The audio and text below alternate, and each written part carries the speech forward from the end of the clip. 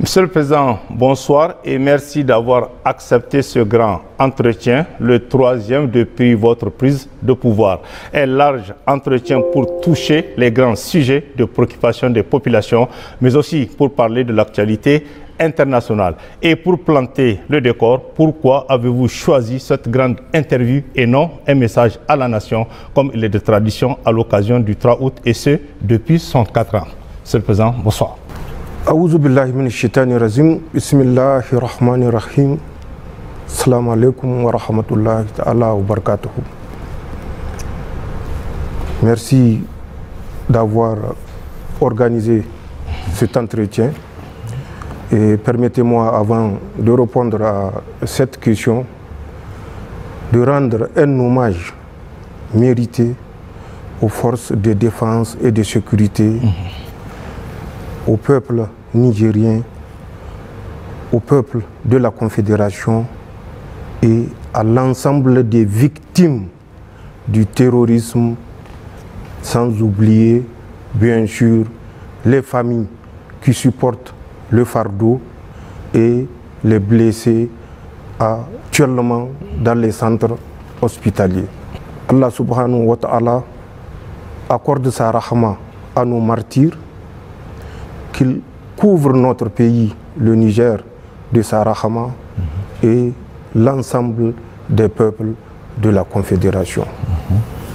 Et effectivement, comme l'ensemble des Nigériens l'auraient constaté, le message à la nation attendu ce jour 2 août a été déjà adressé au peuple nigérien et à l'opinion internationale le 25 du mois de juillet. Donc la journée du 3 août sera désormais consacrée journée de l'arbre et certainement les dispositions y afférentes sont prises et elles seront transmises, communiquées au moment opportun. Ce changement de cap qui est fondamental, national, si on peut l'appeler et le qualifier ainsi. Monsieur le Président, le 26 juillet dernier, le Conseil national pour la sauvegarde de la patrie CNSP, que vous avez l'honneur de présider, avec la lourde charge de présider aux destinées du Niger à 1 an au pouvoir. Quel sentiment vous anime ce jour, en cette date anniversaire? Et depuis le 26 juillet 2008 à cette date, qu'est-ce qui vous a marqué profondément dans la gestion des affaires de l'État? C'est un triple sentiment qui m'anime par rapport à cet anniversaire. Un sentiment non seulement de lucidité par rapport au chemin parcouru, malgré les embûches, malgré l'adversité, malgré une opposition sauvage des puissances extérieures.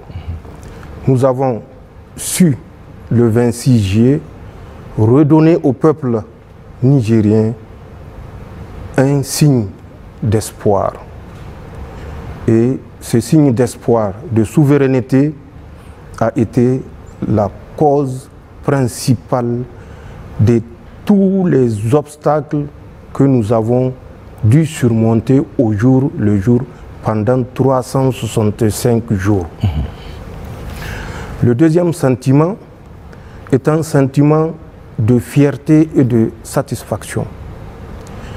Fierté et satisfaction par rapport au comportement résilient, combatif et déterminé du peuple nigérien, qui a su reprendre son destin en main en saisissant l'opportunité que lui offrait la journée du 26 juillet 2023. Enfin, le troisième sentiment qui découle de ce deuxième sentiment est un sentiment d'humilité.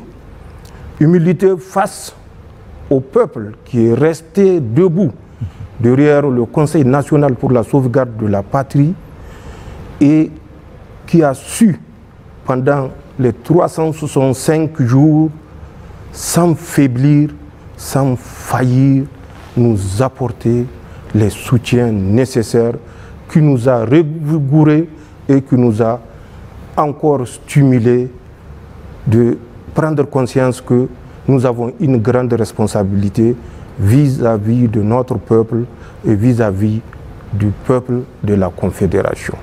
Donc, un sentiment de lucidité face aux défis qui ont jalonné le parcours, un sentiment de fierté et de satisfaction face à la résilience et à la combativité du peuple nigérien et un sentiment d'humilité face aux nouvelles responsabilités que le peuple nous a conférées. Voilà les sentiments qui m'animent par rapport à cet anniversaire. Monsieur le Président, qu'est-ce que vous a marqué le plus pendant cette période de 1 an de 365 jours dont vous évoquez tantôt? Ce qui m'a le plus marqué, je l'ai dit, c'est la résilience du peuple nigérien. D'accord. Puisque vous le saviez, pendant ces 365 jours, nous avons vécu sous un embargo sauvage, irresponsable et inique. Ceci n'a pas découragé le peuple nigérien qui est resté debout et qui a suscité l'admiration au niveau même international. C'est très important de se rappeler de ce comportement vaillant du peuple nigérien, un peuple que nous retrouverons, que nous découvrons après avoir failli perdre l'âme des Nigériens. Voilà ce qui m'a le plus marqué. D'accord. Monsieur le Président, il est peut-être difficile de parler véritablement de bilan, mais à ce jour, 1 an après, qu'est-ce qui a été fait? Qu'est-ce qu'il faut retenir en termes d'action, de réalisation et d'acquis dans les principaux secteurs de la vie de notre pays? Comme vous l'avez dit, c'est difficile de dire ce qui a été fait au bout d'1 an d'exercice. C'est d'autant plus difficile quand on sait que nous avons vécu, comme je l'ai dit, sous un embargo total. Un embargo qui, a priori, ne donnait pas cher de la capacité de résilience des Nigériens. Beaucoup ont prédit notre effondrement au bout de 2 semaines. Au bout de 365 jours, nous sommes toujours debout par la grâce d'Allah subhanahu wa ta'ala, par la volonté du peuple nigérien et certains pays amis qui nous ont accompagnés dans ces moments particulièrement difficiles. Beaucoup de choses ont été réalisées. D'abord, le 26 juillet en lui-même est un jour de libération. C'est une œuvre monumentale qui a été accomplie à travers l'avènement du 26 juillet parce que nous savons dans quelles conditions nous avons trouvé les Nigériens et nous savons vers quelle destination ce régime déchu conduisait les Nigériens. Dieu merci et Allah subhanahu wa ta'ala nous a épargné de vivre des moments sombres à travers le 26 juillet 2023. Le 26 juillet 2023 a donné et redonné la dignité au peuple nigérien. C'est comme si vous trouvez un individu attaché, enchaîné à un poteau. Oui. Vous le libérez et que quelqu'un vous demande qu'est-ce que vous avez fait. Oui. C'est symbolique, mais c'était l'état dans lequel nous avons trouvé le peuple nigérien. Nous ne nous sommes pas arrêtés et sans prétention aucune à la libération du peuple nigérien. Nous avons compris le problème auquel notre pays faisait face et nous nous sommes attelés à y remédier, bien sûr, avec non seulement l'accompagnement du peuple lui-même, mais également de certains pays frères et amis. Nous avons donné la dignité, l'espoir, la volonté de combattre, l'espoir qu'un avenir meilleur est possible, malgré l'endoctrinement des 65 ans passés. La volonté de reprendre le destin du peuple nigérien, de reprendre son destin en main. C'est cette volonté guerrière que nous avons réveillée au sein du peuple nigérien, et c'est ce réveil qui a fait que le peuple nigérien n'a pas senti la souffrance qu'on voulait lui imposer. Sur plusieurs domaines, nous avons fait beaucoup de choses. D'accord. Vous prenez le domaine sécuritaire. Nous avons trouvé une situation de chaos. Une situation de chaos qu'on ne peut comprendre que lorsque on la vit au quotidien et lorsqu'on est au Niger. Une situation sécuritaire née de la volonté de certaines puissances de continuer à nous dominer, mais malheureusement avec la complicité des Nigériens ou de certains Nigériens. Par rapport à ce désastre programmé, nous avons pris l'initiative de réorganiser rapidement un dispositif sécuritaire qui nous permettra, car nous le savons, que l'adversité qui s'est dessinée avait des sombres desseins pour notre pays. Et il nous fallait prendre rapidement le devant en adoptant notre dispositif aux objectifs de défense et de protection de notre population. Par rapport à ces mesures, je l'ai dit, le redéploiement, mais nous avons mis l'effort sur également la montée en puissance de nos forces de défense et de sécurité. On entend souvent certains dire que le matériel que nous utilisons, nous l'avons trouvé. Il a été acheté par le régime déchu. C'est méconnaître la réalité.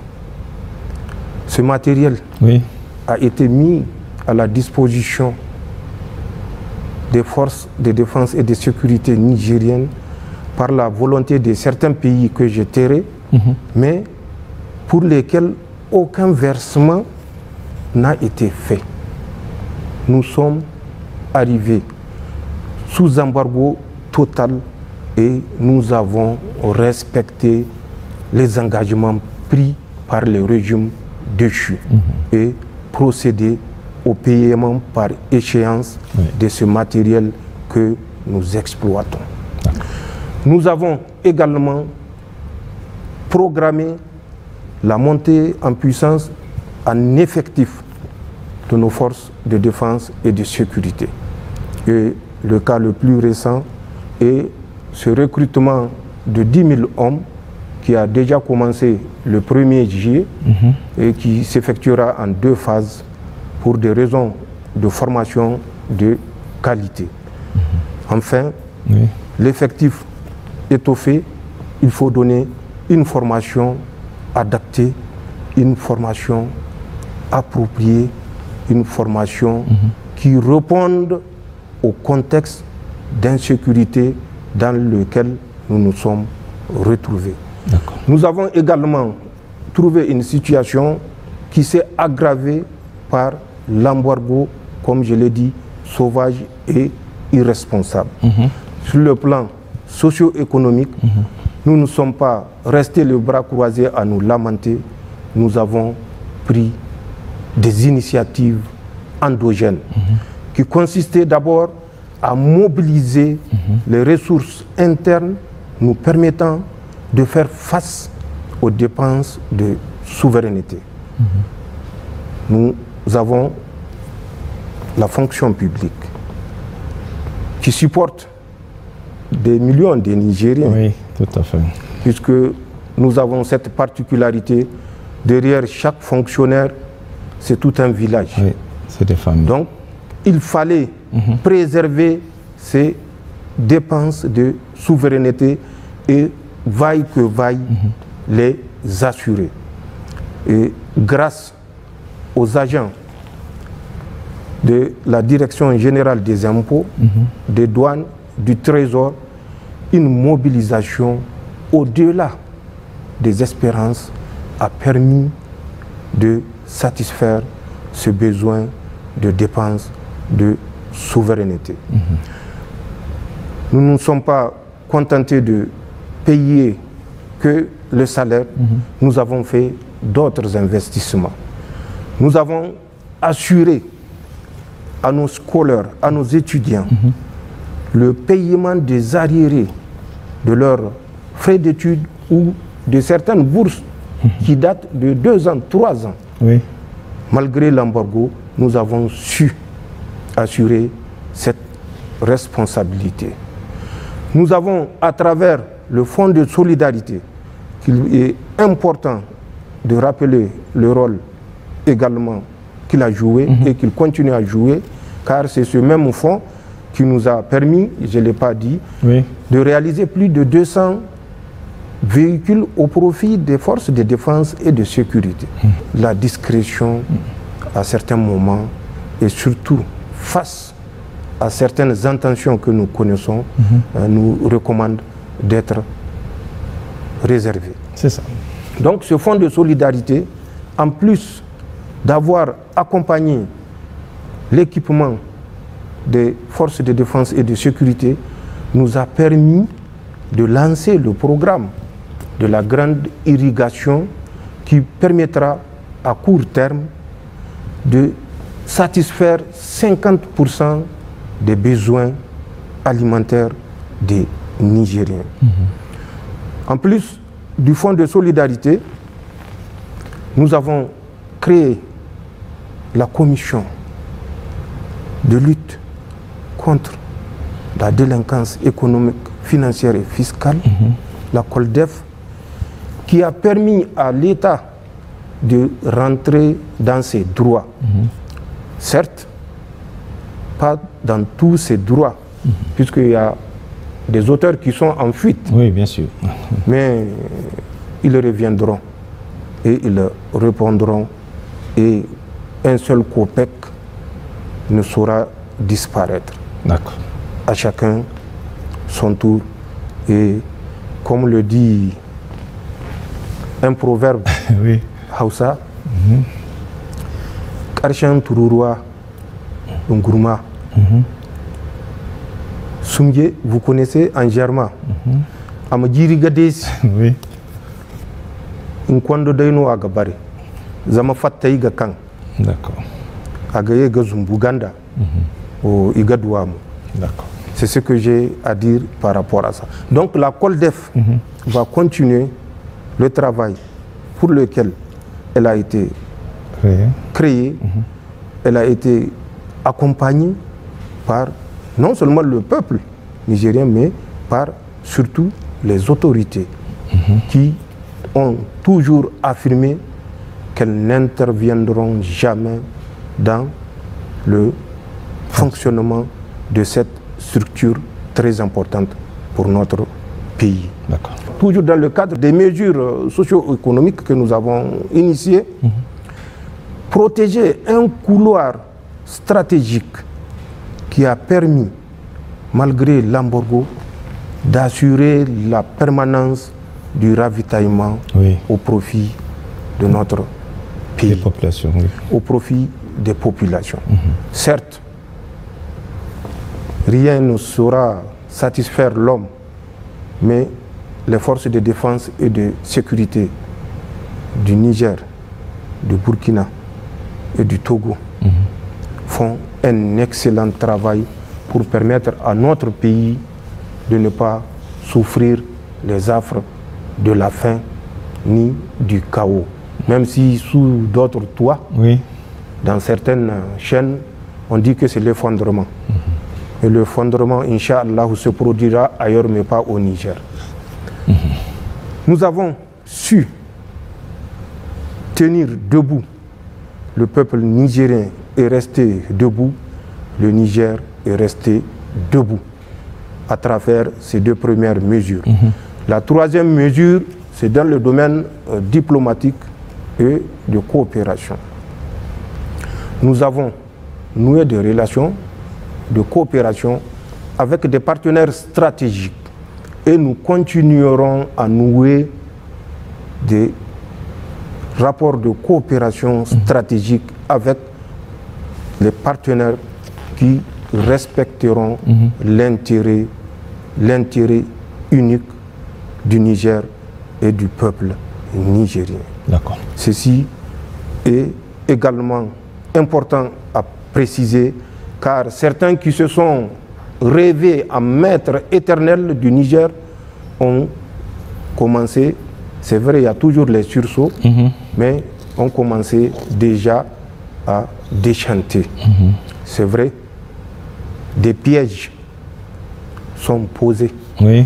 Nous le suivons régulièrement à travers beaucoup d'autres actes malveillants. Vous parlez un peu de ces menaces de déstabilisation et d'agression contre notre pays, Monsieur le Président? Bien sûr, il s'agit de cela. D'accord. Mais nous avons une mémoire d'éléphant. Nous n'oublions pas le moindre mot. Vous vous rappelez, quand les soldats français avaient commencé à quitter notre territoire, quand l'ambassadeur français Sylvain Ité avait pensé que c'est toujours la colonisation qui continuait et qu'il pouvait défier les nouvelles autorités et que nous l'avons mis à la porte, malgré que son mentor Macron avait chanté sous tous les toits que Ité a été accrédité au Niger auprès de Bazoum, non pas auprès de la République du Niger, mais auprès de Bazoum, et que pour eux c'est Bazoum le président. Sylvain Ité a fini par partir. Suite à ce départ, c'est un agent de renseignement français, un ancien de la DGSE, un certain Vincent Crouzet, qui est sorti pour dire ouvertement que c'est l'occasion, après le retrait de leurs forces, après le départ de Sylvain Ité, de déstabiliser le Niger par des actions clandestines.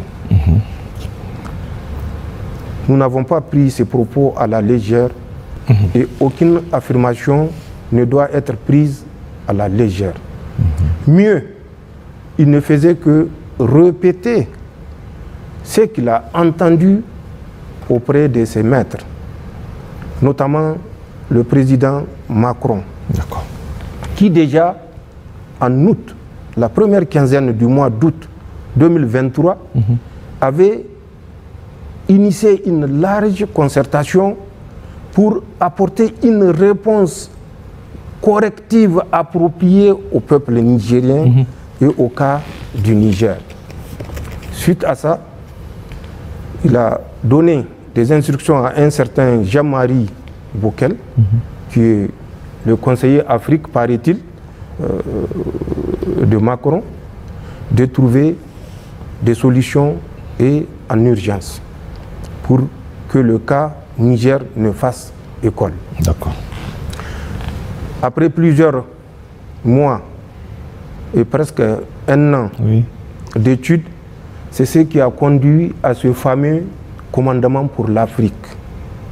C'est le résultat de leur nouvelle trouvaille pour mettre les États de l'Afrique francophone au pas. Et en tête, le Niger qui a osé demander sa souveraineté. Le commandement pour l'Afrique est une version camouflée des troupes que nous avons chassées. D'accord. Parce que c'est un commandement qui se fera avec une certaine réorganisation.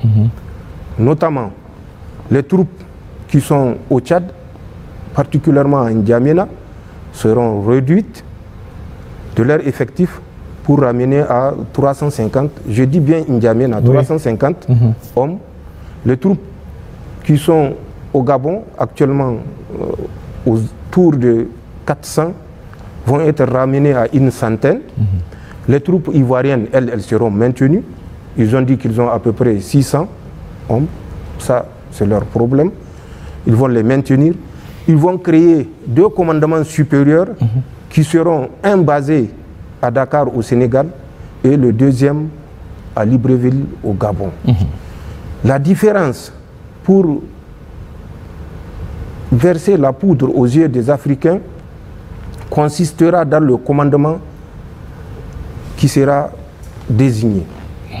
Ça ne sera plus des chefs qui vont venir de la métropole, mais ce sont les attachés de défense qui vont assurer le commandement.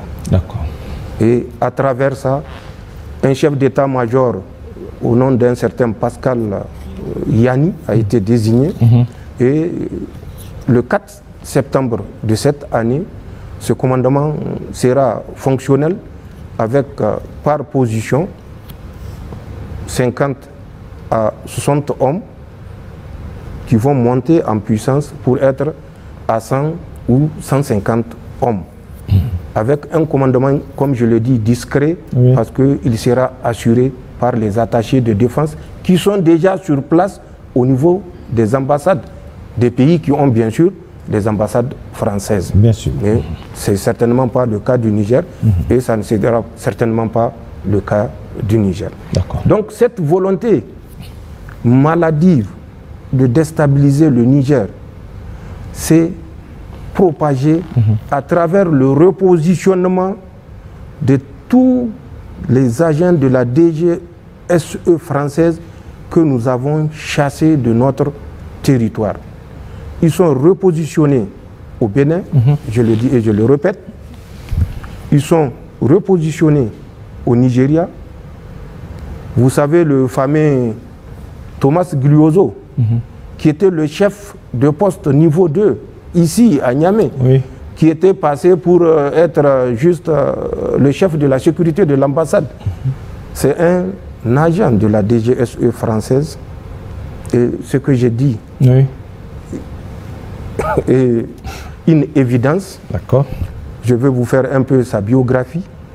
Il est né le 7 juillet 1974 à Paris, 18e. D'accord. Il est titulaire d'un doctorat en droit, après avoir fait un diplôme d'études approfondies en droit comparé. Ce gars occupait le poste du chef de poste niveau 2 au Niger et il n'est pas le seul. D'autres que nous avons expulsés à partir de la base aérienne se sont retrouvés, comme je l'ai dit, au Bénin, au Nigeria. Le cas de Thomas, qui est vérifiable, il a rejoint le Nigeria en février de cette année. Il est présentement à Abuja avec des va-et-vient à Kaduna et Sokoto. Nous le suivons, nous le surveillons, ainsi que tous les autres fuyards qui sont tapis dans leur villa de Ministers Hills à Abuja. Nous les surveillons et qu'ils s'assurent que le dessein sombre qu'ils présagent pour le Niger retombera, Inch'Allah, sur eux. Cette volonté de déstabilisation est une certitude. Les Français, en désengageant du Niger, nous avons tout fait pour qu'ils ne sortent pas par le Bénin, parce que nous savons l'esprit mesquin, malveillant des Français. Nous avons exigé qu'ils sortent par le Tchad. D'accord. Qu'est-ce qu'ils nous ont fait? Les premiers à sortir ont pris rendez-vous avec des terroristes de Boko Haram et de SWAP, qui sont deux factions rivales dans le lit du lac Tchad. Ça s'est passé du 25 au 26 octobre 2023. Ils ont proposé à ces terroristes de partir en guerre ouverte contre l'État nigérien, contre les nouvelles autorités nigériennes qui ont osé demander aux soldats français de quitter leur territoire. Ils ne se sont pas arrêtés là. Dieu est avec les justes. Oui. Boko Haram et ISWAP ne se sont pas entendus et Inch'Allah, ils ne s'entendront jamais. Ils ont reconduit la même manœuvre dans la nuit du 10 au 11 janvier 2024 où ils ont encore livré à travers 2 hélicoptères du matériel militaire aux terroristes de Boko Haram qui semblaient plus enclins à accepter les propositions des troupes françaises. D'accord. Ça s'est passé à Kouklewa, qui est une île dans le lac Tchad, à quelques 25 km à l'est-nord-est de Bosso. Plus tard encore, le 29 janvier, ils sont revenus, cette fois-ci à Boultungour. Boultungour, c'est une île qui est à une dizaine de kilomètres au nord-est de Bosso, où ils ont livré de l'armement neuf, flambant neuf, aux terroristes de Boko Haram. Et ils ont récupéré les anciennes AK-47 dont ces terroristes étaient dotés.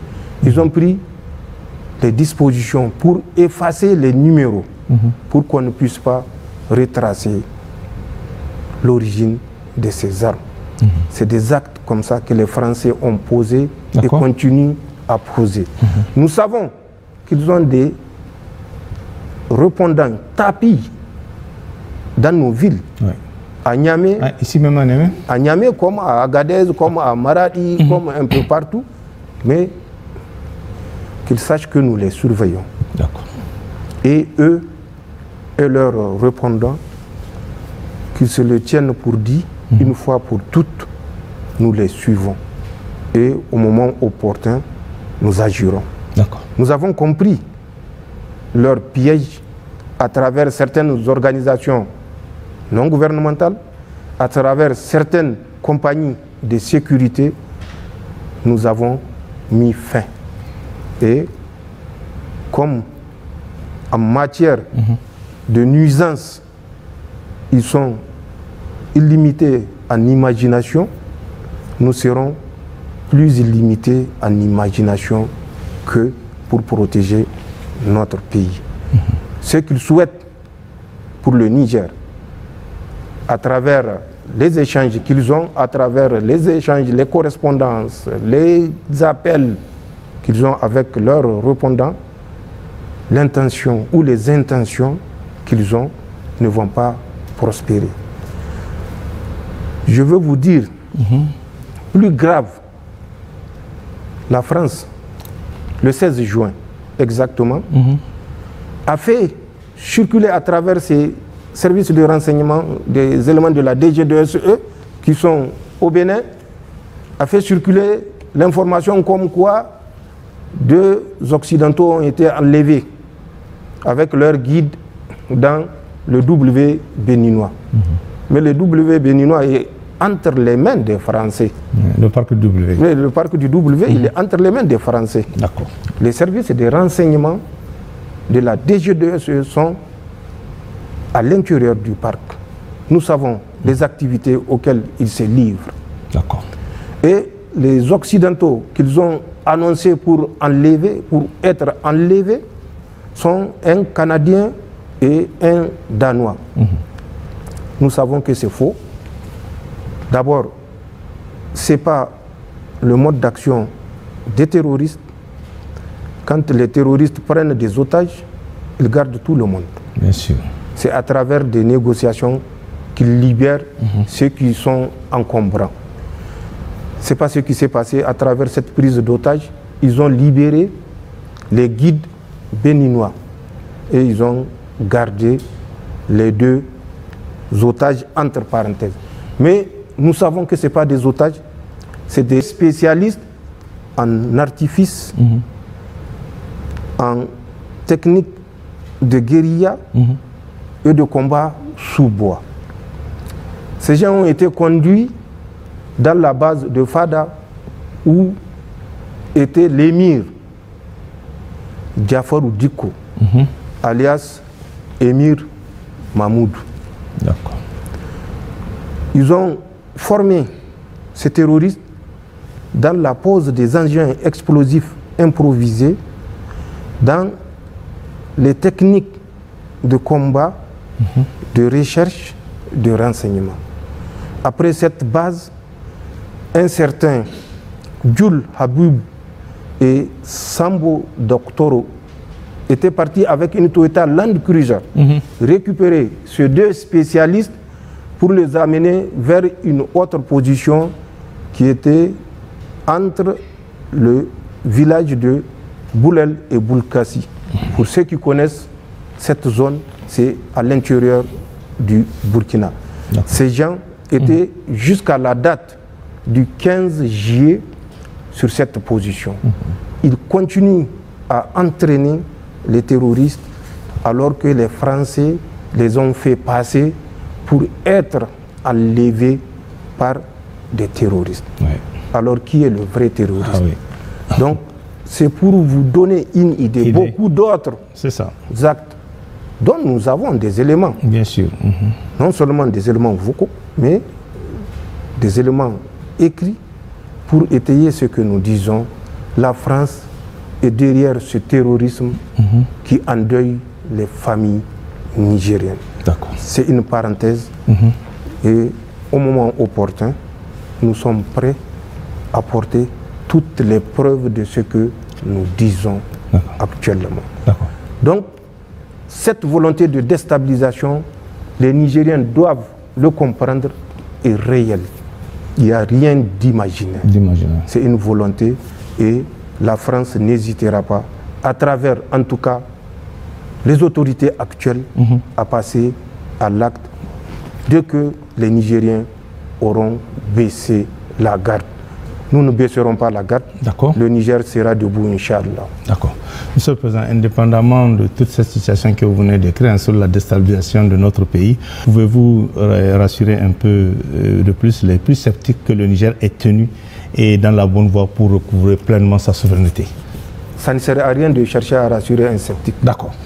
Rassure le compatriote qui est convaincu de ce qu'il fait, qui est convaincu de ce que vous faites, qui est convaincu de votre engagement, qui est convaincu de votre sincérité à le conduire vers la prospérité. Les sceptiques, nous n'avons pas le temps pour les sceptiques. Quand ils se rendront à l'évidence qu'il n'y a plus d'autre alternative que d'être du côté du Niger, ils reviendront d'eux-mêmes dans les rangs si Dieu accepte de les sauver. Car ça également, c'est une rahama d'Allah subhanahu wa ta'ala. Ramener quelqu'un à comprendre qu'il s'est trompé et qu'il revienne dans les rangs. C'est ce que je peux dire par rapport aux sceptiques. Monsieur le Président, il y a un point sur lequel on va insister un peu. Quels sont les efforts en matière de justice sociale et de lutte contre la corruption et la vie chère? Je l'ai dit, les mesures sont prises et elles continueront à être prises, notamment la vie chère. Oui, la vie chère.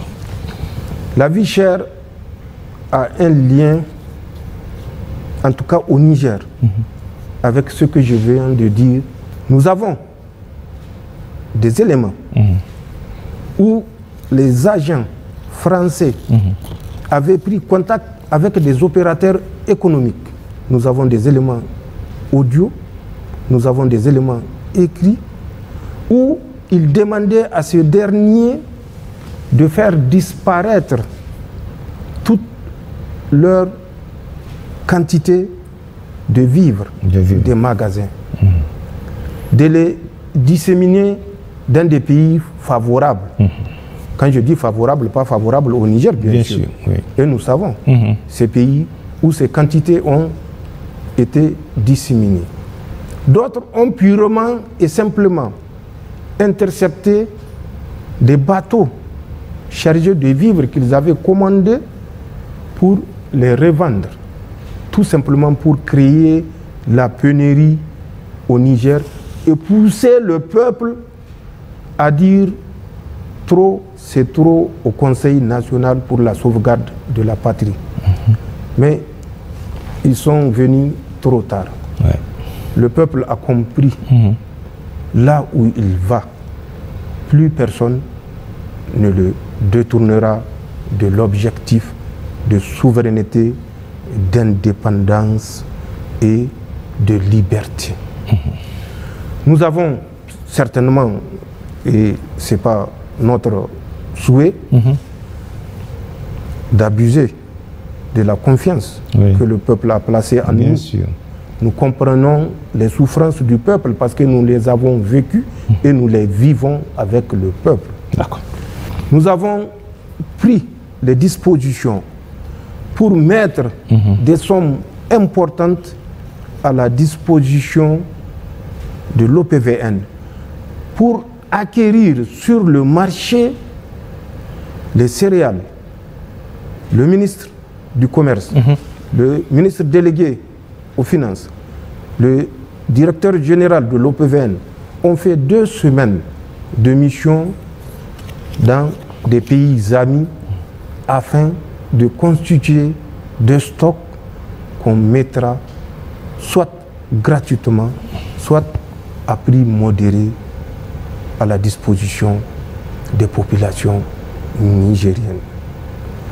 Nous avons agi également sur certaines taxes pour permettre aux commerçants, mais commerçants humains, de baisser le prix.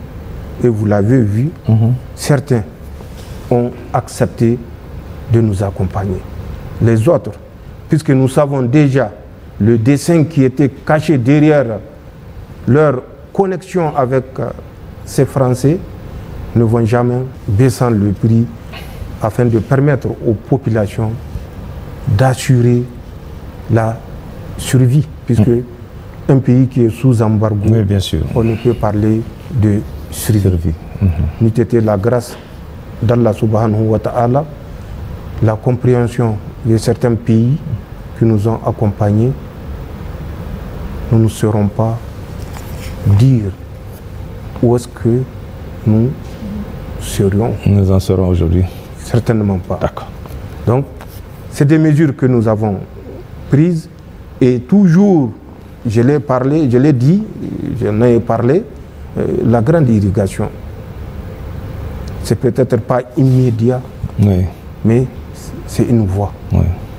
Toujours dans le sens de rendre la vie moins chère. Nous avons fait ce que personne n'a fait depuis que le Niger est producteur de pétrole, baisser le prix. Certains disent c'est 41 francs, d'autres disent c'est juste 50 francs. Mais nous, au moins nous avons eu la conscience de baisser. Ce que les populations attendaient depuis très longtemps. Depuis 12 ans, certains, rappelez-vous, en 2022, ont plutôt augmenté de 100 francs le prix du litre de gasoil au lieu de réduire et d'alléger les souffrances. Donc, même si c'est 1 franc que nous avions décidé de réduire sur le prix du litre, c'est une réduction. Nous n'avons pas augmenté 1 franc. Nous avons déduit 1 franc. Et nous avons fait mieux, c'est 41 et 50 francs que nous avons déduit de prix des litres, soit c'est l'essence ou le gasoil. Voilà ce que nous avons fait, sans être exhaustif, pour répondre à cette question de vie chère et des difficultés auxquelles chaque foyer nigérien est confronté. D'accord. Monsieur le Président, après la prise de pouvoir par l'armée le 26 juin 2023, plusieurs de nos partenaires politiques, financiers et techniques ont suspendu leur coopération avec le Niger.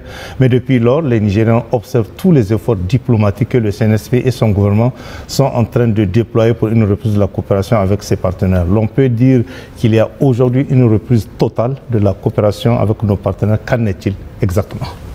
Depuis le 26 juillet, Le CNSP a tiré les leçons de ce qui s'est passé à compter du 30 juillet où la CEDEAO, sous l'injonction d'Emmanuel Macron, je ne dirais pas de la France, mais d'Emmanuel Macron, la CEDEAO a décidé de nous mettre sous embargo sauvage, je le répète, irresponsable, unique.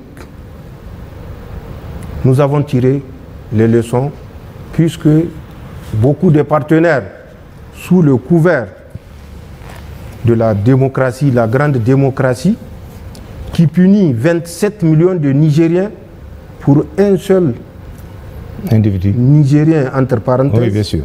D'accord. Cette communauté qui nous a abandonnés, comme l'avait dit, si bien dit, Choguel Maïga, le premier Somalien, en plein vol. Ces différents partenaires, nous leur disons toujours, chaque fois que nous avons l'opportunité d'échanger, que nous tournons la page, mais nous n'arrachons pas la page. Nous avons appris de leur comportement. Nous avons créé les ressources endogènes pour nous permettre d'être debout 365 jours. Oui. C'est un départ et le Niger n'est pas prêt de retourner sur la position avant le 26 juillet 2023. D'accord. Que ceux qui veulent nous accompagner, nous accompagnent, mais avec nos conditions, parce que c'est nous qui savons où nous avons besoin d'être accompagnés dans quel domaine, et que c'est dans ces domaines que nous devons être accompagnés. Mais la priorité des priorités reste dans la capacité de résilience du peuple nigérien, dans la capacité de mobilisation des ressources internes malgré l'adversité. Nous l'avons compris, personne ne fera le bonheur du Niger à la place des Nigériens. C'est aux Nigériens de comprendre cela et ils l'ont compris. Et ils l'ont compris depuis le 26 juillet 2023. Tous ceux qui viendront respecteront notre souveraineté politique, économique, sécuritaire et autres. C'est irréversible. D'accord. Voilà ce que je pourrais dire par rapport aux partenaires. Est-ce à dire, Monsieur le Président, qu'à partir d'aujourd'hui, ces partenaires qu'on a vus par le passé ne viendront plus nous imposer quoi que ce soit? C'est à nous autres Nigériens de décider de ce que nous voulons, c'est ça? Je n'ai pas besoin de le dire. Poser la question à un enfant de 4 ans, d'accord, pour ne pas descendre en dessous, pour ne me qualifie pas de ce que je ne suis pas. D'accord. Mais demander à un enfant de 4 ans, vous le voyez, vous voyez, patriote. Oui, oui, on l'a vu. Bébé patriote. Oui, bien sûr. Bébé patriote à 4 ans. Oui. Posez-lui la question. La fille qu'on voit souvent, elle vous répondra. Au cours des manifestations. Et c'est la même chose pour tous les Nigériens. D'accord. Nous avons atteint un point de non-retour. Personne, plus personne, aucun État, je l'ai dit dans le message à la nation du 25 juillet, aucun État, aucune organisation étatique ou non gouvernementale ne nous dictera ce que nous devons faire, nous, ce que nous ne devons pas faire. D'accord. Nous avons tiré les leçons de 12 mois d'embargo et notre marche est irréversible. Tout celui qui veut venir, qu'il vienne, mais qu'il vienne à nos conditions.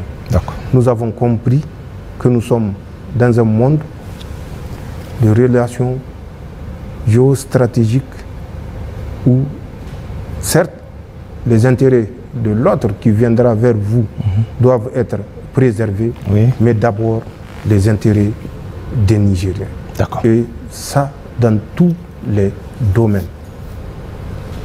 D'accord. Monsieur le Président, et toujours en ce qui concerne la diplomatie, nos relations avec le Bénin constituent un grand sujet d'actualité. Qu'est-ce qu'il faut retenir aujourd'hui? Ce qui s'est passé avec le Bénin, je ferai peut-être l'économie de m'étendre, mais il est de mon devoir de dire aux Nigériens ce qui s'est passé avec le Bénin et peut-être la lueur d'espoir également dans le cadre toujours de nos relations avec le Bénin. Je dis bien peut-être. D'accord.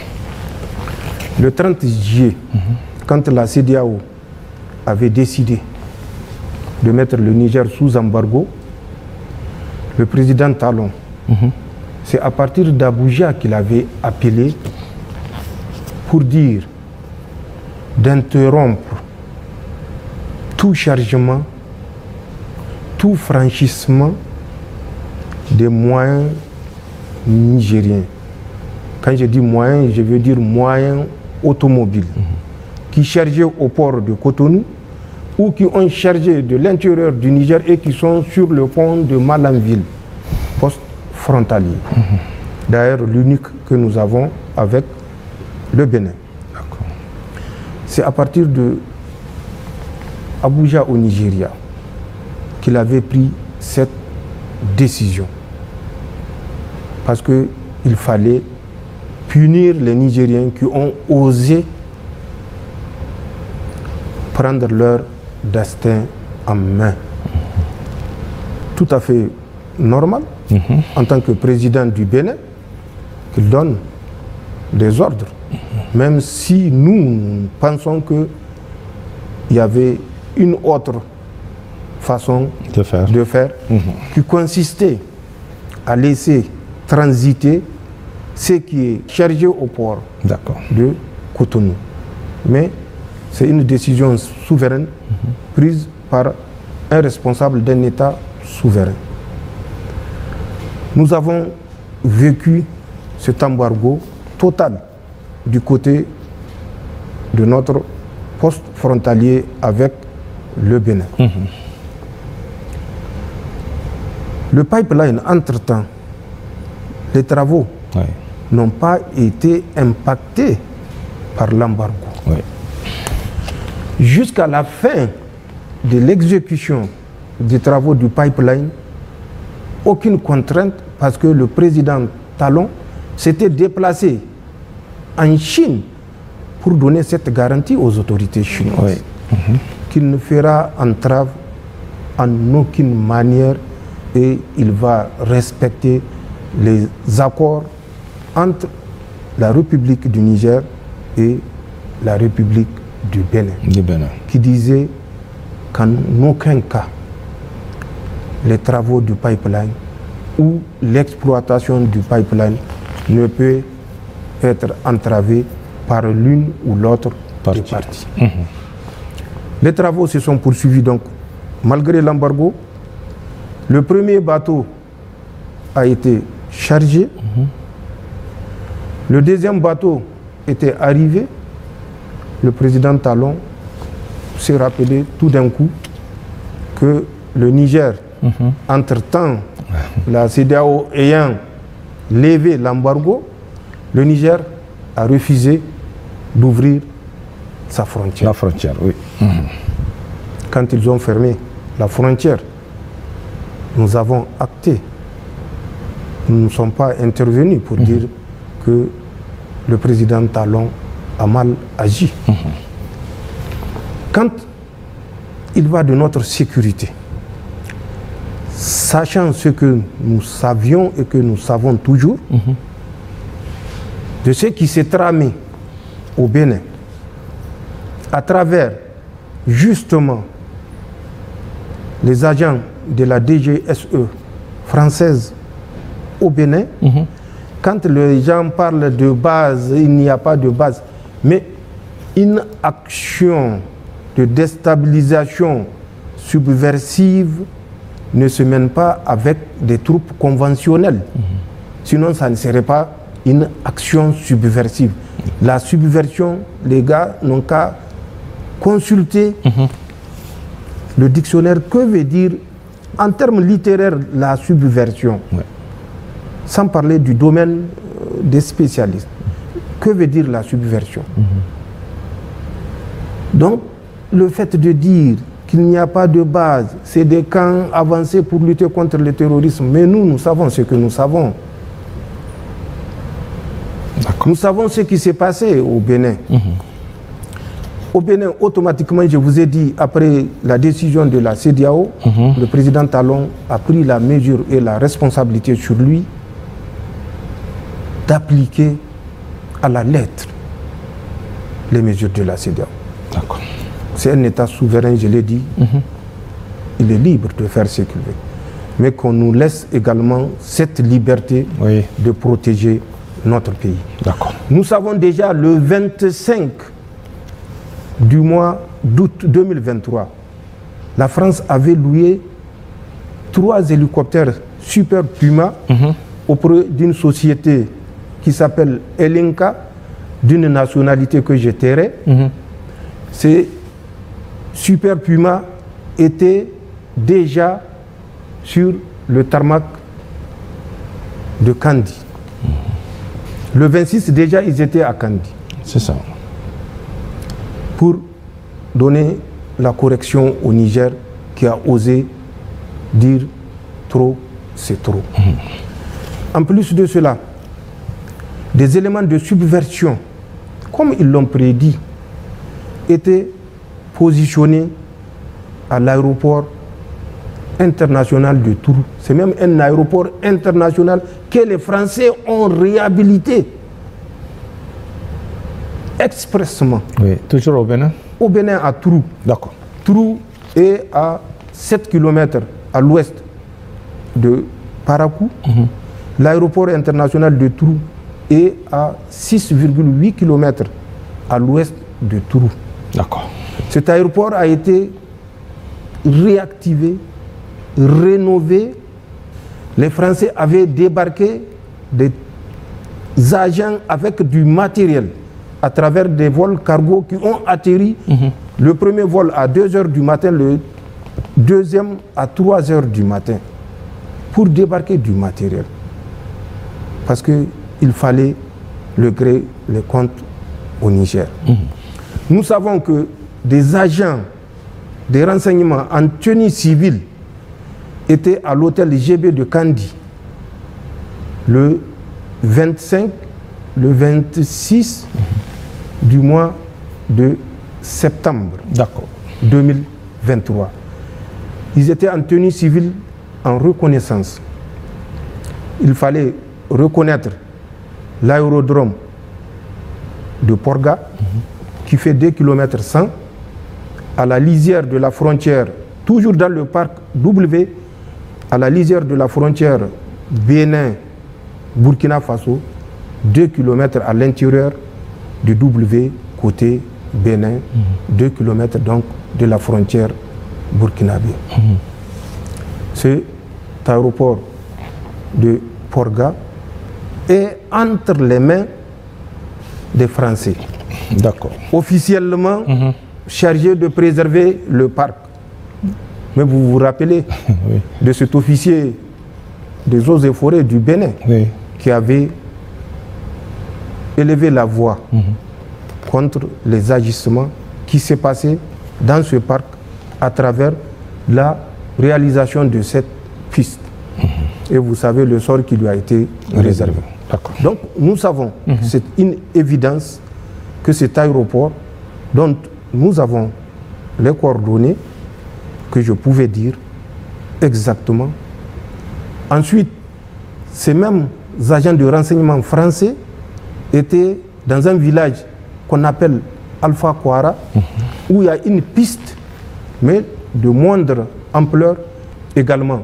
Nous avons les coordonnées de cet aérodrome où les Français étaient partis en reconnaissance, toujours accompagnés des agents subversifs français.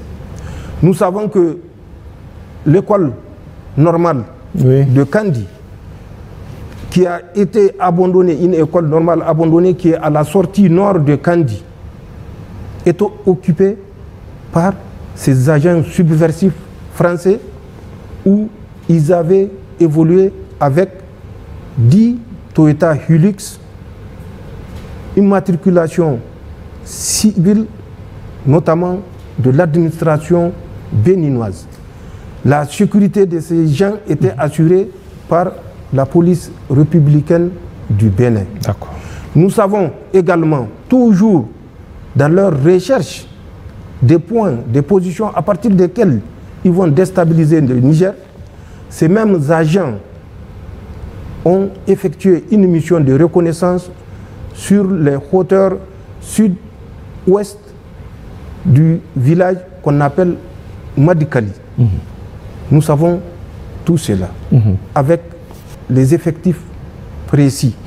Je le rappelle, ce n'est pas des bataillons, ce n'est pas des compagnies, mais c'est des groupes d'agents subversifs qui évoluaient en tenue civile et avec des éléments des forces armées béninoises, eux-mêmes en tenue civile. Donc nous savions tout ça. Nous savions mieux que ça des vols de reconnaissance que les Français faisaient à partir du Bénin. Et en prenant souvent les précautions pour rester à l'intérieur du territoire béninois. Mais comme ils ont une grande capacité de zoom, ils pouvaient effectivement prendre des images, découvrir des points de passage, découvrir des points de vulnérabilité, découvrir nos positions. Mais étant à l'intérieur du Bénin, nous ne pouvons pas agir sur ces éléments, ni agir contre ces éléments. Donc nous savions tout ça. Nous l'avons dit, le Bénin n'a pas semblé nous écouter. Les gens ont fait du dilatoire pour dire qu'il n'y a pas de base, il n'y a pas de régiment, il n'y a pas de brigade, il n'y a pas de bataillon. Nous n'avons jamais dit qu'il y a des bataillons. Il y a des agents de déstabilisation subversive français à l'intérieur du Bénin. Ils ont fait leur relève début du mois de juillet. Nous les suivons. Une nouvelle équipe est venue. Leurs relèves ont eu lieu le 5 juillet. Nous le savons. Qu'ils sachent que nous le savons. Et qu'ils s'en tiennent pour dire que nous épions tous leurs faits et gestes. Ces agents français étaient ceux-là même qui ont donné des instructions directes aux terroristes pour vider tous les villages agricoles de la région de Tillabéri. Ils ont donné des instructions claires de massacrer des populations pour les pousser à quitter et ne pas exercer d'activité agricole. Nous le savons. Ils ont fait pire que ça. Mais nous savons tout ça et nous tenons compte de tout cela pour décider de la sécurité des populations nigériennes. Le Bénin, le président Talon a fait beaucoup de tapage sur le fait qu'il avait envoyé un émissaire vers son frère Tchani,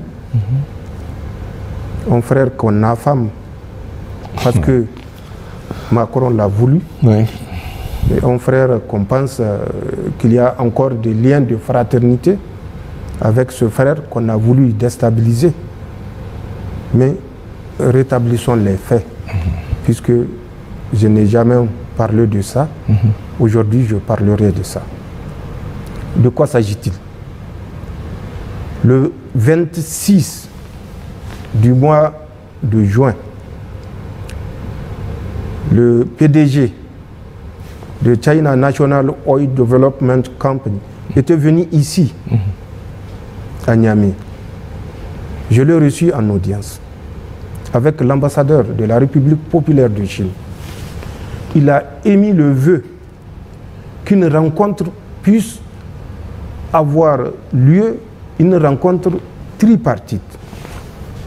Au moment de l'audience, il y avait le conseiller technique en matière du pétrole, il y avait la DGA du WAPCO qui était présent. Je les avais instruits de prendre contact avec le ministre du pétrole pour trouver une date avant le 31, date à laquelle cette rencontre tripartite entre le Bénin, le Niger et WAPCO pouvait avoir lieu. C'est ce qui a été fait.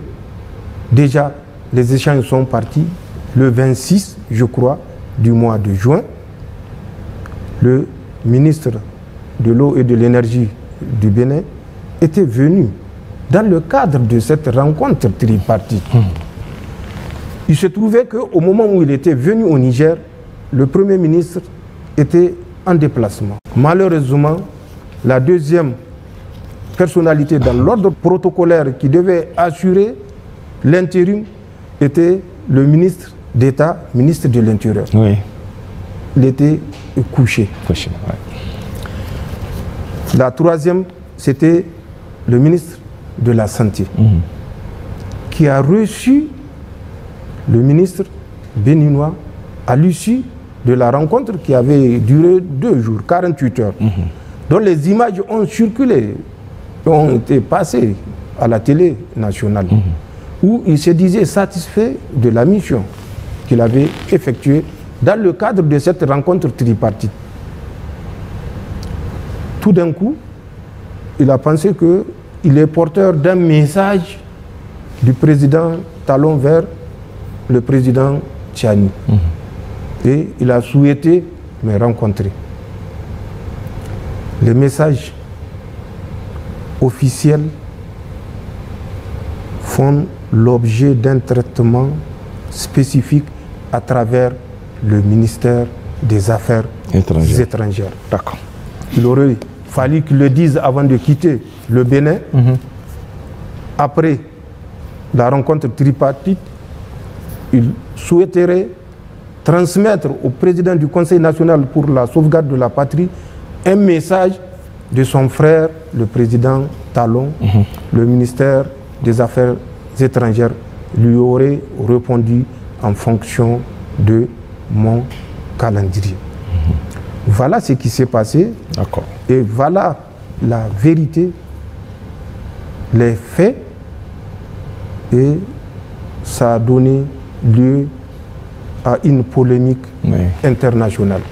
Puisque je crois que le président Talon était à l'époque au Brésil, quand il a fait un tweet pour dire que le méchant président de la transition du Niger a refusé de prendre la main fraternelle qui lui avait été tendue à travers un porteur de messages. Voilà ce qui s'est passé. D'accord. Et ce sont des faits. Ce n'est pas un tissu, c'est des faits, et les faits sont vérifiables. Donc, tous ces agissements ont conduit les deux parties à être chacune sur ses gardes. Bien sûr. Nous avons la responsabilité de la sécurité de notre pays. Nous avons la responsabilité de la sécurité des citoyens nigériens. Nous prendrons les mesures nécessaires pour ne pas répondre devant Dieu d'avoir trahi la confiance des Nigériens. Le jour où nous saurons qu'il n'y a aucune menace du côté du Bénin, nous prendrons les mesures appropriées. Et nous espérons, à travers des démarches déjà qui sont initiées de part et d'autre, particulièrement, je profite pour remercier le président Soglo et le président Yahi Boni, qui ont fait le déplacement, tout à fait, malgré le poids de l'âge, pour venir vers nous et nous demander de renouer le fil du dialogue. Dans la même lancée, nous avons envoyé une mission qui est partie, conduite par le ministre d'État, ministre de l'Intérieur, et qui a échangé, et au retour, qui nous a fait le point de cette mission. Il y a des perspectives, mais la sécurité est l'urgence la plus urgente. Donc, il y a des perspectives de reprise, mais la sécurité d'abord, conditionnées par des mesures de sécurité. C'est une question de responsabilité vis-à-vis du peuple nigérien. Monsieur le Président, le 6 juillet 2024, le monde entier a été témoin du sommet populaire, si je puis m'exprimer ainsi, et historique de l'AES à Niamey. Tout était historique, à la fois la mobilisation populaire, la rencontre des 3 chefs d'État, la réussite du sommet et les décisions fortes qui en ont découlé. Monsieur le Président, quel sentiment vous anime à ce propos? Le sommet du 6 juillet a été un sommet à tout point de vue exceptionnel. D'abord, à commencer par la mobilisation pour l'accueil. Déjà, le 5 juillet, dans l'après-midi, lorsque le président Ibrahim Traoré avait atterri sur l'aéroport international Diori Hamani de Niamey. Compte tenu de la mobilisation de ce jour, nous avons pensé que pour rendre la courtoisie à cette mobilisation, il fallait marcher. Et c'est ce que nous avons fait de l'aéroport jusqu'aux encablures du palais présidentiel. Avec le président Ibrahim Traoré, parce que nous ne pouvons pas concevoir d'être assis dans les véhicules et passer sans dire merci à ceux-là même qui ont pris d'assaut la voie express depuis 14h30 jusqu'à 18h et pour certains même jusqu'à 21h. Ils étaient restés sur l'itinéraire. Le trajet. Donc, déjà, en termes d'exception, c'était exceptionnel. Mieux, le 6, avec l'accueil de mon frère également, Assimi Goïta, où la population était sortie également en nombre pour l'accueillir. Mais compte tenu des délais, pour cette fois-ci, nous n'avons pas pu marcher. Certainement, nous avons déçu beaucoup qui étaient venus voir ce qui s'est passé le 5, réédité le 6. Et malheureusement, nous nous en excusons. C'était le délai qui ne nous permettait pas. Parce que s'il fallait marcher, ce n'est pas moins de 2 heures, 3 heures. Et c'est une rencontre prévue pour durer une journée. Donc, compte tenu des délais, nous n'avons pas pu marcher et rendre la courtoisie à ceux qui étaient sortis. N'empêche, ils ont fait le déplacement pour être aux alentours du centre de conférence Mahatma Gandhi, où la rencontre dans une salle archi-comble avait eu lieu. Les images ont passé, des décisions ont été prises, que vous retrouvez certainement à travers les documents de la Confédération, puisque à compter du 6, les conclusions, pour synthétiser, sont essentiellement le passage de l'Alliance des États du Sahel à la Confédération Alliance des États du Sahel, étape intermédiaire vers une fédération, Inch'Allah. De grandes décisions ont été prises, décisions qui ont su faire la différence avec les textes de la CEDEAO qui nous ont poussés, contraints, déjà le 16 septembre, à nous retrouver au sein de l'Alliance des États du Sahel et le 28 sortir carrément de cette CEDEAO qui voulait par tous les moyens nous ramener dans les rangs de la vassalisation, dans les rangs de la colonisation. Nous nous sommes inspirés de ce qui s'est passé avec la CEDEAO pour prendre des mesures fortes avec des garde-fous qui ne permettront à personne, à aucun État, aucun individu ou groupe d'individus d'être une menace à un État souverain. Ce sont ces grandes mesures qui ont été prises où tout est basé sur le respect de la souveraineté et de l'intégrité territoriale des États. Ce sont des principes fondamentaux. La non-agression. Aucune mesure de coercition ne peut être prise contre un État. Aucune agression entre les États membres de la Confédération. Et en quatrième ou cinquième principe, la défense des intérêts du peuple. La défense des intérêts du peuple. C'est très important. Si la CEDEAO avait ce principe, elle n'allait pas priver d'électricité 27 millions de Nigériens, tout simplement parce qu'il fallait mettre le Niger sous cap ou sous coupe réglée. Le Niger est debout. Inch'Allah, le Niger restera debout face à toute adversité. Monsieur le Président, par rapport à cette question de CEDEAO, on a vu quelques tentatives de certains pays pour amener les États de l'AES au sein de la CEDEAO. On peut dire aujourd'hui que ce départ de la CEDEAO des 3 États de l'AES est irréversible et définitif. Mais ça, c'est une question à laquelle je n'ai pas besoin de répondre. On ne peut pas être à la Confédération et nous parler de la CEDEAO. Je vous ai dit, la Confédération est une étape intermédiaire. Nous allons, Inch'Allah, vers la fédération. La CEDEAO est derrière nous. Et pour ceux qui disent que les peuples de l'AES ou de la Confédération de l'AES ne pourront plus circuler dans les États de la CEDEAO, ils sont d'abord combien? Ces États de la CEDEAO? Il y avait 16. Un est parti, la Mauritanie. 3 autres sont partis, le Burkina, le Mali et le Niger. Il y a 12.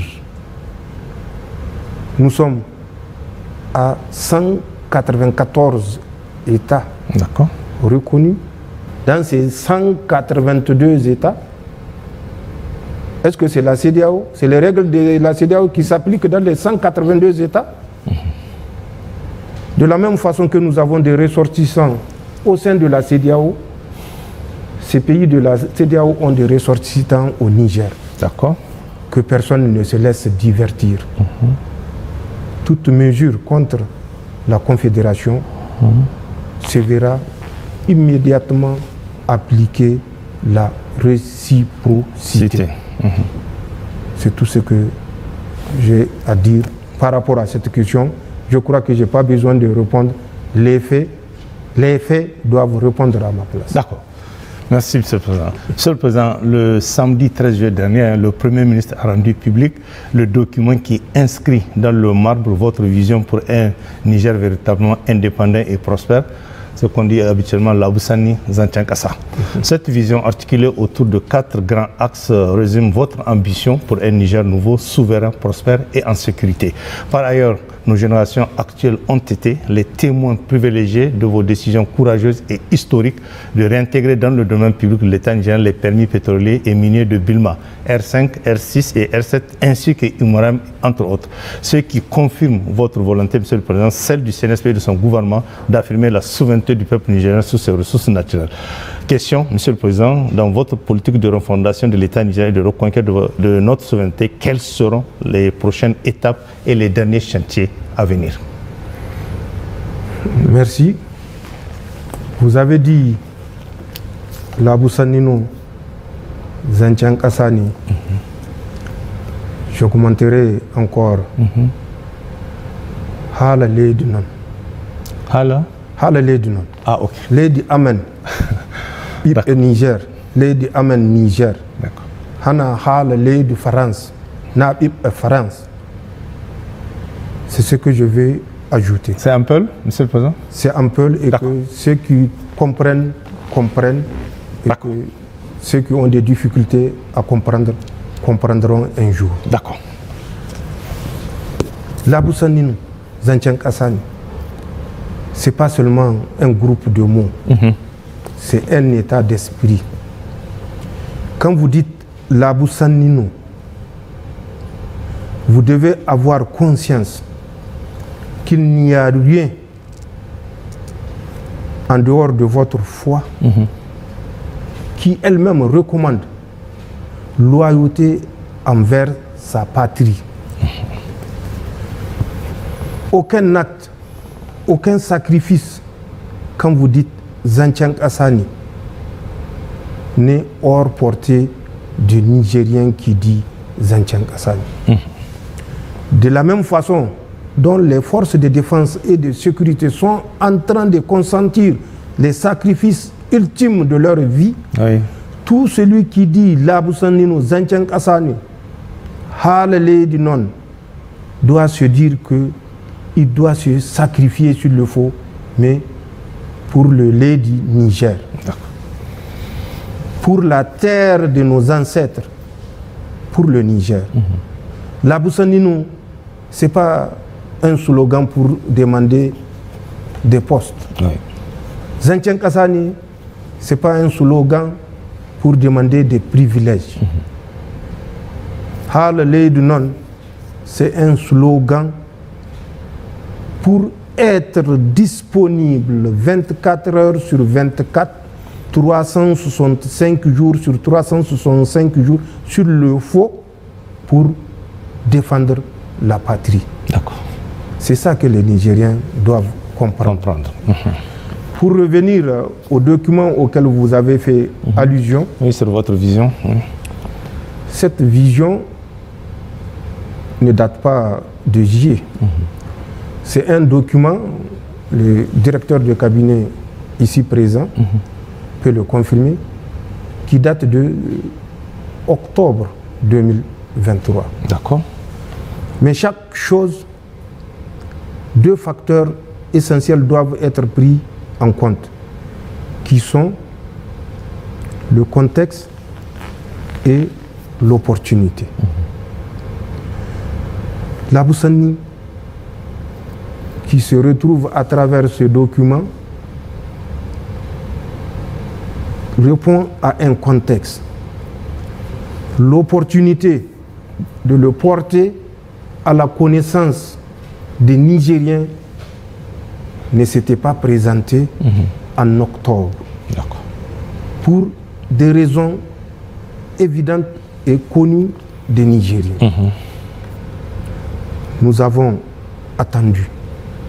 Et nous avons entendu des Nigériens qui disaient que nous naviguons à vue. À vue, tout à fait. Mais nous savons ce que nous faisons. Cette vision, vous l'avez rappelé, était portée sur 4 axes. Défense, sécurité, la gouvernance, qui rend sacré la bonne gouvernance, le bien de l'État. Ensuite, la diplomatie, qui est un chapitre important. Également, nous avons la justice sociale dont vous avez parlé tout à l'heure, la justice sociale, et le développement de la productivité. Donc ce sont ces 4 axes qui sont compilés dans cette vision que nous avons voulu offrir aux Nigériens pour qu'ils comprennent où nous voulons aller et comment Il faut aller. aller. D'accord. C'est des bas tactiques, comme on dit, où aller, comment aller. Aller, oui, d'accord.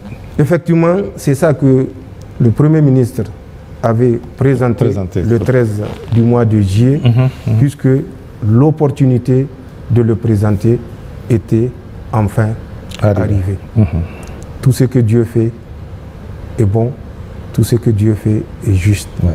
Et le juste moment était arrivé le 13 juillet pour présenter ce document aux Nigériens qu'ils peuvent consulter et voir que avec leur aide, le Niger restera debout, Inch'Allah. D'accord. Monsieur le Président, un dernier sujet qui revient dans les débats, c'est celui de la tenue des assises nationales. Qu'en est-il à ce jour? Parce que les Nigériens posent cette question couramment, régulièrement. Qu'en est-il à ce jour, Monsieur le Président? La réponse, vous l'avez déjà à ce que je venais de dire. D'accord. Contexte, opportunité. Ok. Contexte, opportunité. D'accord. Que les Nigériens comprennent que nous sommes inscrits dans cette démarche. Les assises, ça fait près de 3 mois. Un comité ad hoc est mis en place. Un comité qui est en train de regrouper tous les travaux déjà réalisés au niveau des régions, puisque les 8 régions ont tenu des sessions de travail. Elles ont fait des propositions qu'on leur avait demandées, puisque certaines parties se sont senties à un certain moment en dehors de la marche. Nous leur avons dit d'approcher toutes les parties pour que chacun donne sa proposition, sa contribution. D'accord. Et c'est ce qui a été fait et c'est ce que le comité est en train de travailler depuis près de 3 mois. D'accord. Le moment opportun, quand l'opportunité, qui est le deuxième facteur, bien sûr, se présentera, les Nigériens seront informés et prendront part pour que, ensemble et de façon consensuelle, nous puissions sortir quelque chose qui fera du Niger ce pays qui a définitivement acquis sa souveraineté, ce pays qui se tiendra, Inch'Allah, debout face à l'adversité, ce pays qui a pris conscience et qui s'est approprié ses ressources pour que ce pays tourne le dos à l'étiquette de dernier au classement de l'indice de développement humain qu'on nous a toujours martelé et qu'on nous a convaincu en fin de compte que c'est une vérité, alors que c'était une chimère pour mieux nous exploiter. Donc, les Nigériens vont se prononcer pour que aucun Nigérien, même élu, ne puisse abuser du pouvoir et transformer le pouvoir qui lui a été donné par le peuple, qu'il ne puisse utiliser comme il l'entend et faire du pouvoir sa propriété personnelle où il peut dire, faire ce qu'il veut. Tout sera encadré par des textes et ceux qui sont là à dire qu'ils attendent 1 an, 2 ans, que la transition parte, qu'ils reviennent reconduire les mêmes attitudes, alors ils ont du pain sur la planche parce qu'ils attendront longtemps. Le peuple nigérien prendra des dispositions pour que ceux qui sont partis par la petite porte ne puissent revenir même par la fenêtre. Ça, c'est un serment. Merci, Monsieur le Président. Monsieur le Président, vous avez annoncé lors de votre message à la nation la création d'une nouvelle raffinerie et d'un complexe pétrochimique à Dosso. Peut-on avoir d'amples précisions sur ce projet que beaucoup de Nigériens attendent aujourd'hui? Effectivement, c'est un projet qui s'inspire de la réappropriation des ressources naturelles du Niger par les Nigériens. D'accord. Même si, jusqu'à une certaine époque, on nous a fait comprendre que c'est de l'eau, mais nous avons découvert que c'est du pétrole. D'accord.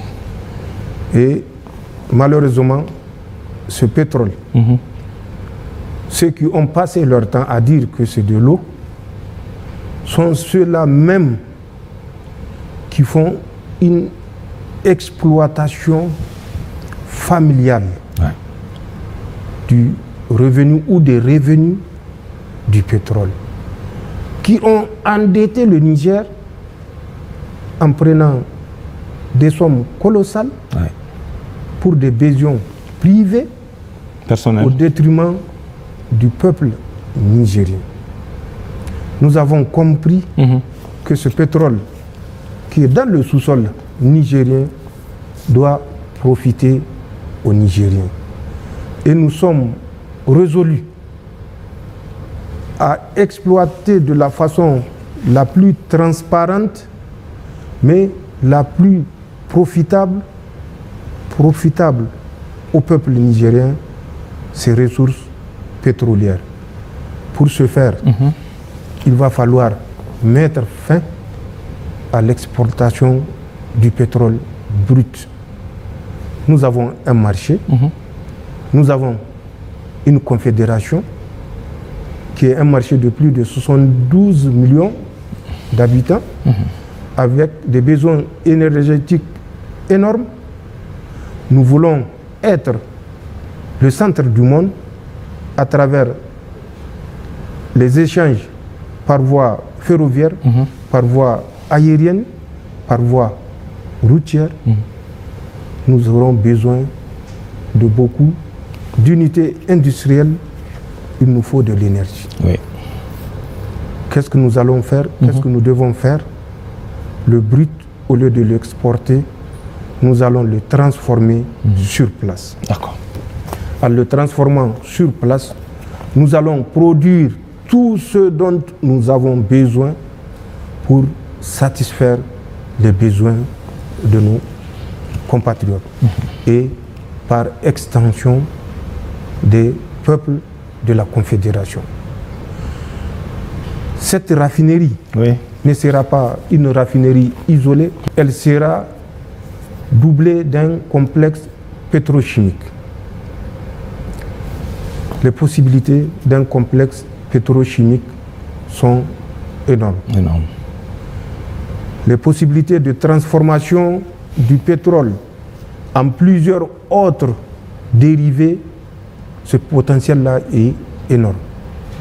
À commencer par les produits pharmaceutiques. C'est une question de molécules.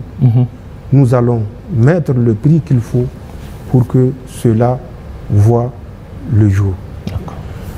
Nous sommes un pays où des années, nos fils, nos petits-fils meurent brûlés vifs dans des classes en paillotte. En paillotte, tout à fait. Or, ce complexe pétrochimique peut nous permettre non seulement de réaliser des classes à moindre frais, mais mieux d'équiper nos classes avec des aides pédagogiques également à moindre frais. Faites un peu de recherche, vous verrez le potentiel que le complexe pétrochimique permettra au Niger de réaliser. La région de Dosso est retenue pour plusieurs raisons. D'abord, la raffinerie a besoin d'eau. Nous avons une nappe aquifère de 340 000 km². J'ai dit 340 000 km². C'est ça. 3 fois la superficie de certains pays qui pensent qu'ils peuvent nous affamer. En empêchant à leur maïs de rentrer, de traverser. 340 000 km² de nappe aquifère.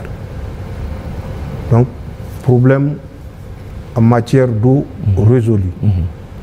Nous avons des dizaines de milliers d'hectares disponibles dans cette région qui sont du domaine de l'État. Sur ces dizaines de milliers d'hectares, nous avons besoin juste de déclasser à peu près 7000 hectares pour construire. Oui, là également, cette exigence est résolue.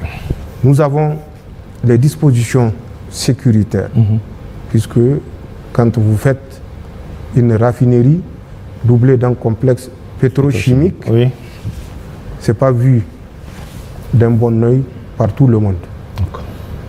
Certains qui veulent nous voir végéter dans la misère ne reculeront devant aucun moyen pour entraver cette marche.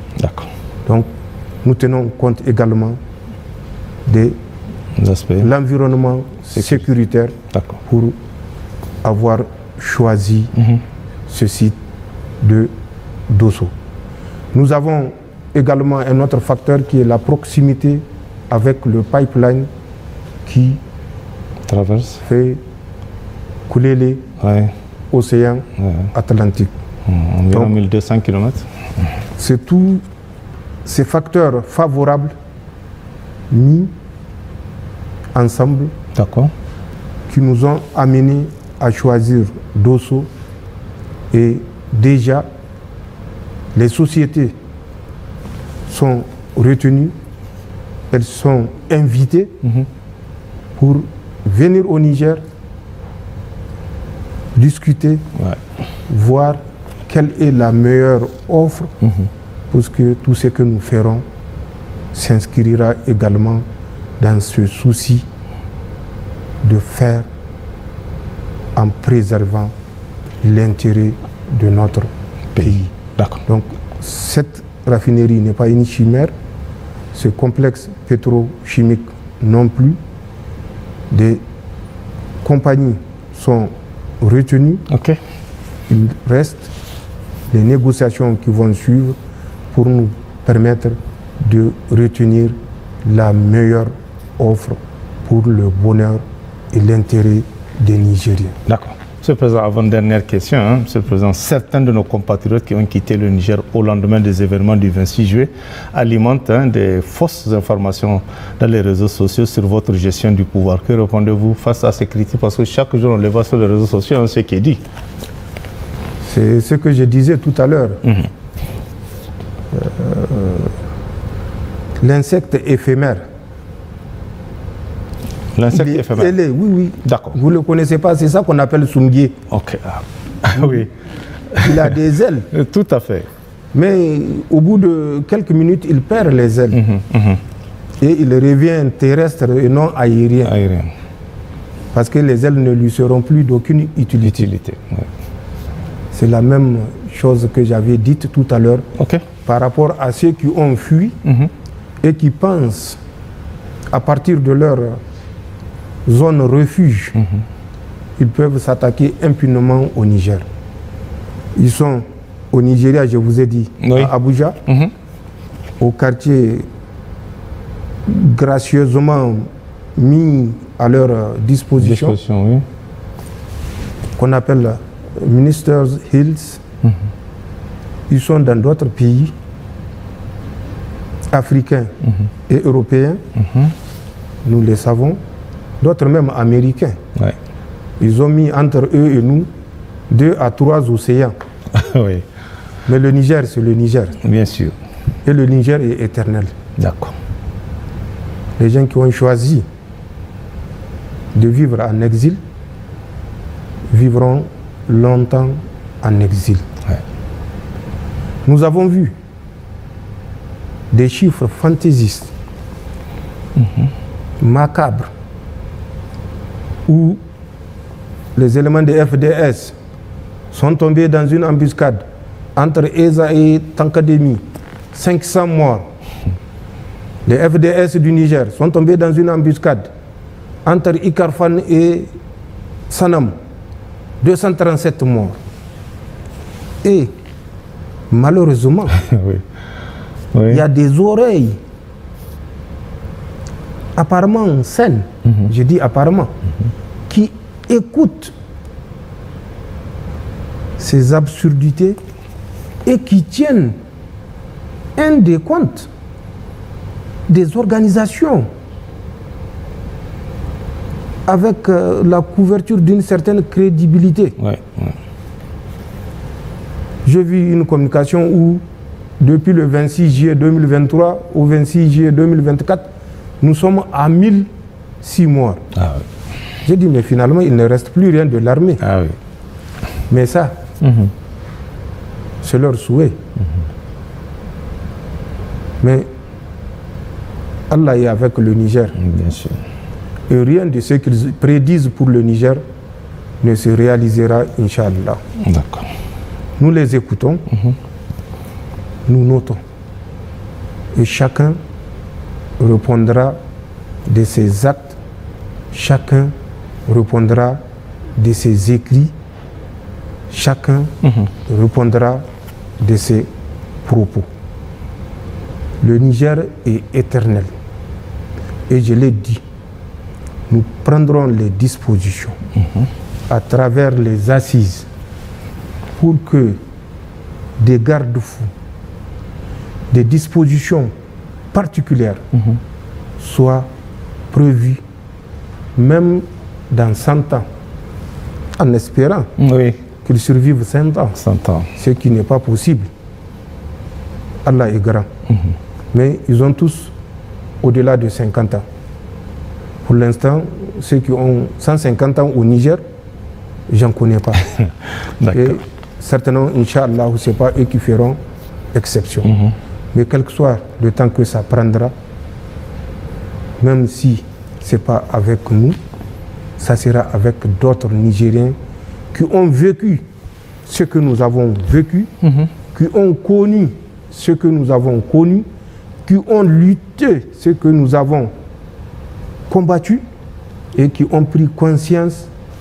Plus personne ne peut se mettre à 2 pas de la frontière et attaquer le Niger impunément. Chacun rendra compte le moment venu. Et c'est ce que je dis à ces oiseaux de mauvaise augure. D'accord. Ce qu'ils pensent, c'est sur eux que ça va retomber. Mais nous avons encore un autre adage en Hausa qui dit Barewa Bata Tuma Anta Yererehe Geri Si Sarsar Izoma Fanat Matukulu Kanti Geri Ize Nyawo Halu Denwa Gagana. D'accord. Boray din kan goga salan irga bay mayannu irga bay mayan izenu. Et c'est pas une surprise pour tous les Nigériens qui connaissent ces gens et qui connaissent leurs géniteurs. Mais comme je le dis, chacun répondra de ses actes. Et comme le dit le Coran, aucune âme ne répondra à la place d'une autre. D'accord. C'est ce que j'ai à dire. D'accord. Monsieur le Président, pour conclure vraiment cette grande interview, quel sera votre mot de la fin? C'est d'abord le dire et le répéter, notre gratitude envers les forces de défense et de sécurité qui se sacrifient pour garder debout notre pays. D'accord. C'est un devoir de compassion envers les veuves et les orphelins, qu'ils soient des FDS ou des victimes martyrs civils. C'est un devoir de gratitude envers le peuple nigérien qui a compris la marche et qui s'est engagé irréversiblement, résolument vers la conquête de la souveraineté, de l'indépendance et de la dignité totale du Niger. C'est un devoir de gratitude envers les pays de la Confédération et tous les pays amis qui ont également compris notre démarche. Enfin, le souhait que cette saison hivernale qui a commencé se poursuive pour que les 80% des Nigériens qui vivent de l'agriculture et de l'élevage pratiquent l'agriculture ou l'élevage pour assurer leur survie et, au-delà de la survie, leur prospérité, bien sûr avec l'État qui sera toujours garant du contexte et de l'environnement sécuritaire leur permettant d'exercer cette activité. J'aurai également une pensée à toutes les personnes qui sont affectées par certaines catastrophes naturelles, notamment les pluies abondantes cette année, où nous avons déjà malheureusement dépassé le taux en termes de victimes 2 à 3 fois. D'accord.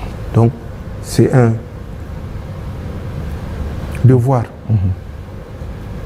de compassion, mais nous assurons les Nigériens que toutes les personnes affectées par ces difficultés liées au phénomène climatique seront soutenues dans la mesure des moyens de l'État du Niger.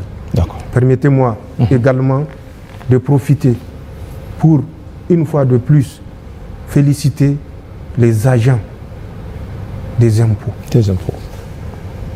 Tous ceux qui ont rendu possible cette mobilisation de ressources exceptionnelles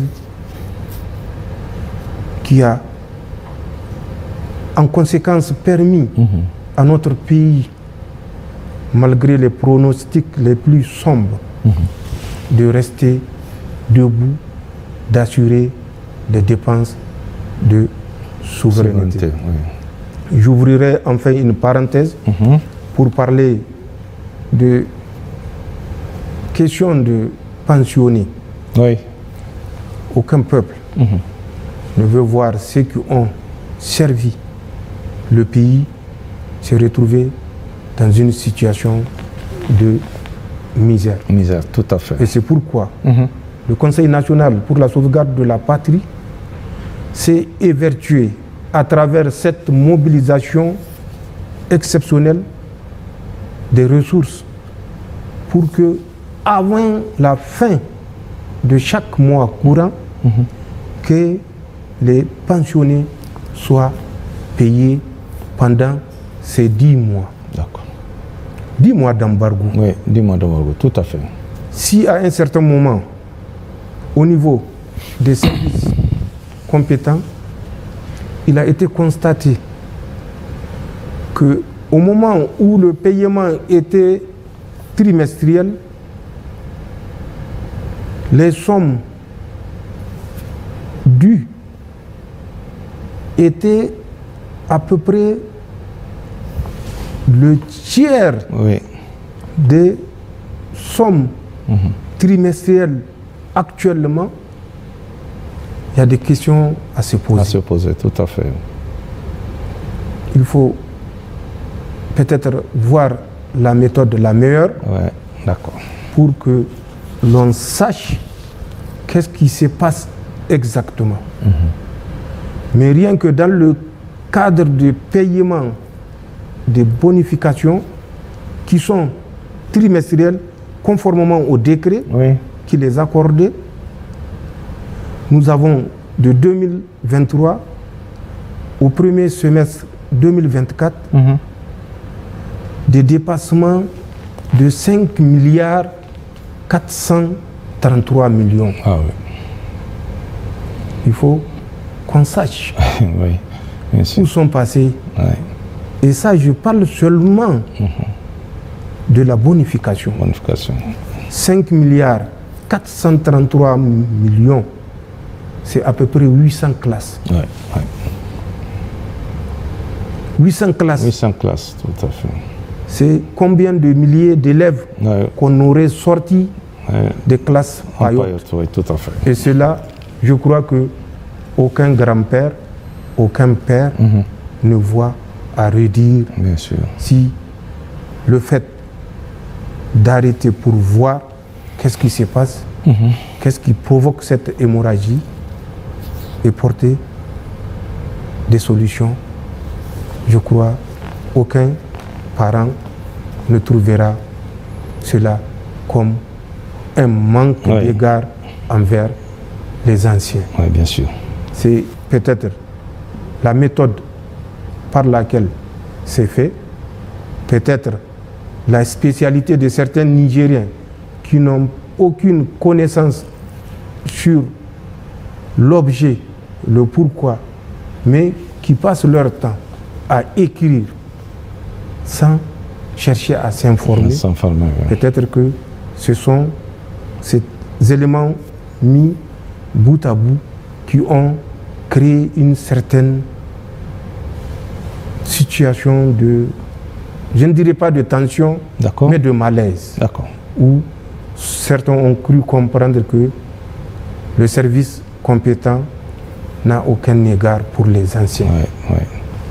Ce service qui est disposé à se déplacer, même pour aller payer les pensionnés qui sont immobilisés du fait de l'âge ou du fait de la maladie, ce service-là est quand même un service qui a fait preuve de disposition appréciable. Il faut comprendre le problème souvent pour éviter de polémiquer et de créer des frustrations qui ne devaient pas être. Voilà ce que je veux dire aux Nigériens et je leur rappelle que la route est longue, les embûches, ça ne manquera pas, mais notre détermination fera la différence, tous ensemble. Bonne chance et que Allah subhanahu wa ta'ala continue à couvrir le Niger et le peuple nigérien, l'AES et tous les pays amis de sa rahma. Je vous remercie. Monsieur le Président, merci pour cette grande interview où vous avez évoqué pratiquement tous les grands sujets de l'heure. Merci infiniment et excellente soirée à tous.